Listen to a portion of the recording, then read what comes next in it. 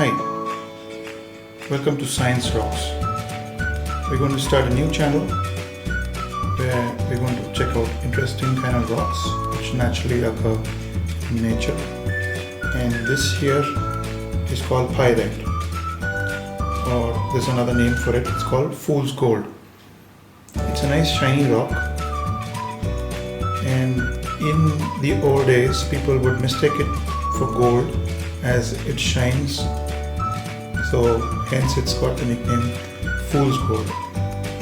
Today we're going to find out some exciting properties of pyrite. Pyrite is basically iron and sulfur. Most common FeS2, but different samples have different amounts of iron in them.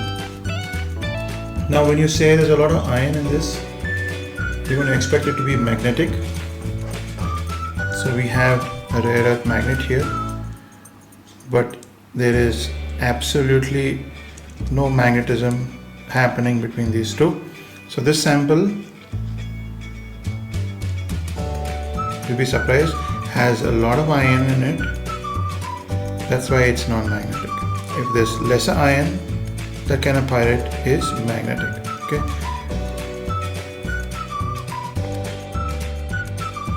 You could learn about different properties about these rocks. They can have physical properties, chemical properties. Today with pyrite I would like to show you a strange thing. I'm going to talk about the electrical properties of pyrite. Okay, so when you take a magnetic stone,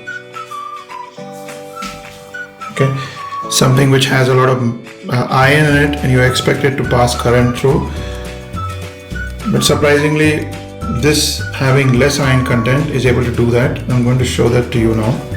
We're going to use a battery, a 9-volt battery, and I have it with crocodile clips, and it's connected to a bulb here, and this is the negative and the positive side of it.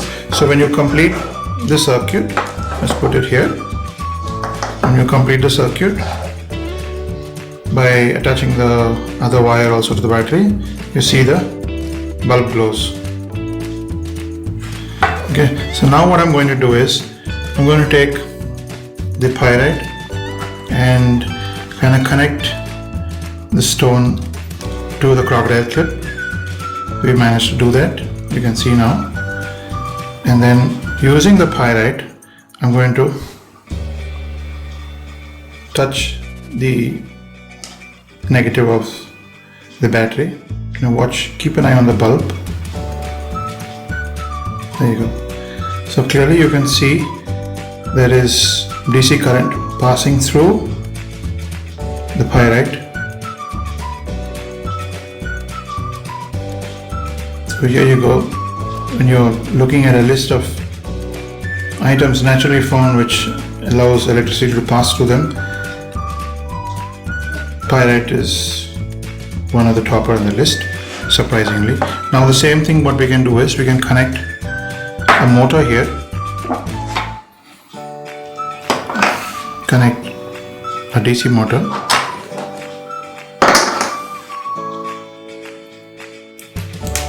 and you got a little small stand here to place the motor here, so it's standing. Now what we're going to do is we're going to test the motor by attaching it to the battery. There you saw it.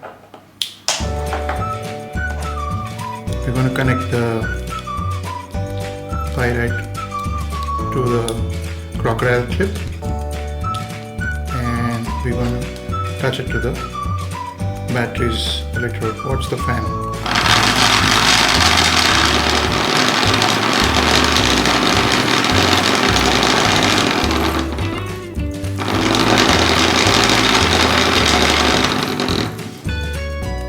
So if you can come across some pyrite, you can try this little experiment at home.